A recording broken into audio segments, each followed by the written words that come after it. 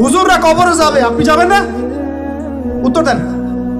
হুজুররা, তোমরা উত্তর দাও ছেলেরা, ইয়াং জেনারেশন তোমরা যারা আছো, হুজুররা কবরে যাবে, তোমরা আমরা যাব না? হুজুরদের নবী মুহাম্মদ সাল্লাল্লাহু আলাইহি ওয়াসাল্লাম আমাদের নবী নন? নবী সাল্লাল্লাহু আলাইহি ওয়াসাল্লাম শুধু সাহাবীদের জন্য আসছিলেন না আমাদের সবার জন্য আসছিলেন? নবী সাল্লাল্লাহু আলাইহি ওয়াসাল্লাম সারা জীবনে যে কষ্টগুলো স্বীকার করেছেন তা নিজের জন্য না আমাদের জন্য? কিয়ামতের মাঠে তার সুপারিশ ছাড়া আপনি পার পাবেন?